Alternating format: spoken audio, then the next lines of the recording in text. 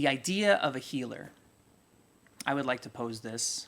The idea of a healer. I personally don't believe that anyone can heal anyone else. It doesn't happen. How does healing happen then? Healing happens through the self. We heal ourselves. We heal ourselves through introspection, through looking at our lives, looking at the actions we've taken in our lives, how they've led to maybe outcomes that were not what we wanted. And we start to see that. We go through this, and then the progression, usually the spiritual journey leads to a dark night of the soul. Dark night of the soul is usually when you look at your life and go, whoa, I made a lot of shitty choices that have led me to where I am. And then you can sit and wallow in it. Or you can go, oh, actually, if I took choices or made choices that led me here, then I can make choices that can lead me out of here. And then the spiritual journey really begins.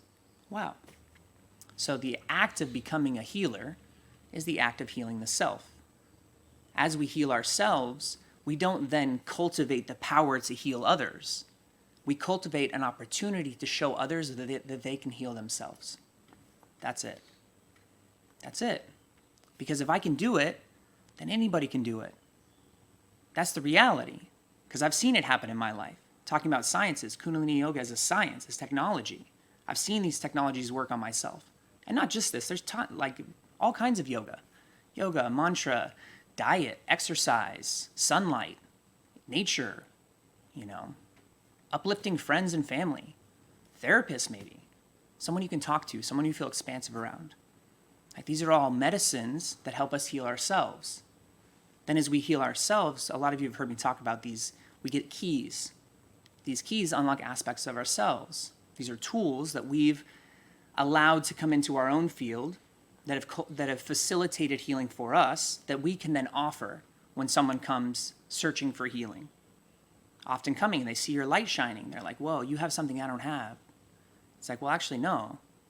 Like, I have something that I cultivated, and here's a key that I picked up along the way.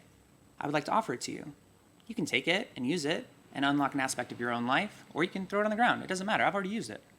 And the key just replenishes itself. I never lose it.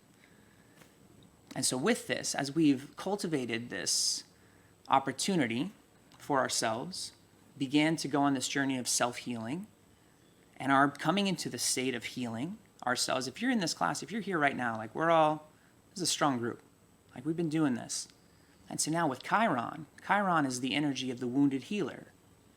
How many of us have been kind of hammered down the last couple of years? I mean, the whole world, we talked about it last week, this Saturn influence. When Saturn entered Aquarius, it was March of 2020. What happened in March of 2020? The whole world flipped. People started freaking out. A huge split started happening. All of a sudden, it was like, are you going to acquiesce with things that don't align with your true nature? Or are you going to say no? Are you going to allow that lion spirit to come out?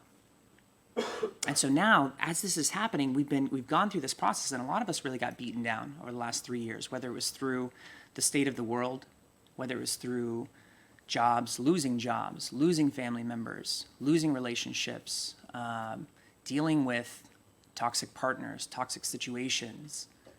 A lot of our light, it felt like it was being diminished because we had to cultivate a sense of power within ourselves. We had to solidify our roots coming into this time where we are now. And so now with Chiron and Jupiter coming together, Chiron is this energy of the wounded healer. In this room, I look around and I see potentially all wounded healers. I can speak for myself only as reflections, and you guys are my reflections. Like, I've gone through a lot in the last couple of years, the last couple of months. And so Chiron coming in, this influence with Jupiter expands everything that it touches. It's the great benefic.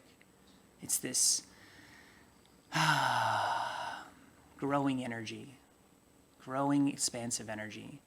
And so that growing expansive energy is coming in to support this healing, this wounded healer aspect, so that this wounded healer, which we all are, can walk forward with strength and with courage into the unknown.